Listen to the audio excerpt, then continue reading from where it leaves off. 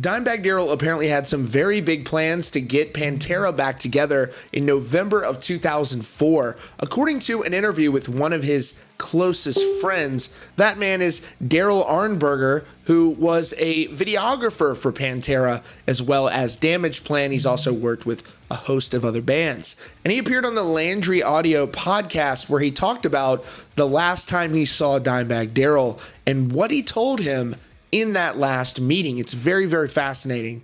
So he says, oh yeah, he would have, when asked about whether or not Pantera would have gotten back together, he said, the last time I saw him was in November of 2004. I was about to go back out with Slipknot or Manson, one of the two, and I went over to his house and I was talking to him briefly about everything. He was like, we're going to go out and do this Damageplan tour through December, and I'll see you for Christmas and everything.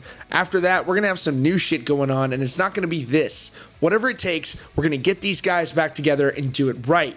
He was saying he was going to do everything he could. He was pretty much done with what Damageplan was doing at the point. He wanted to move forward and go back to Pantera. The interviewer then asked him why he wasn't so into Damageplan at the time, and he said he didn't think the other guys were into it. He obviously didn't feel the magic as much as he did with the other two guys. He then talks about his relationship with Rex Brown and Phil Anselmo. He says, Philip has come a long way since the end of Pantera. I've seen him a bunch since Daryl died and Vinny died. I've seen him once since Vinny, actually. But anyway, he's come a long way. He's not doing drugs. He expressed his apologies and everything to everybody. I know Vinny would never forgive him. Daryl, I'm not so sure. Daryl might have, but I'm not one to hold grudges because there's no reason for me to set a grudge against Phil or Rex or anybody. I mean, there are a lot of reasons, but I choose not to. Now, I'll remind you, a couple days ago, Dimebag Darrell's girlfriend, Rita Haney, said that she fully endorses a Pantera tribute tour of sorts that would feature Phil Anselmo,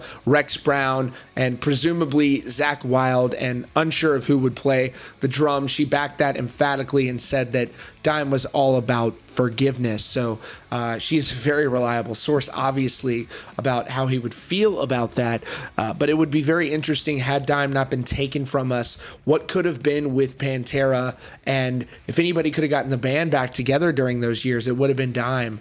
And it would have been interesting to see, you know, could we have gotten another Pantera record or two? How would that have played out? And everything happens for a reason, but, you know, sometimes it's hard not to wonder. So anyways, that is all for now. Thanks so much for joining us today at Rockfeed. If you're new here, be sure to subscribe with notifications on so you don't miss out on breaking news and updates. Thanks again for joining us, and we'll see you all very soon.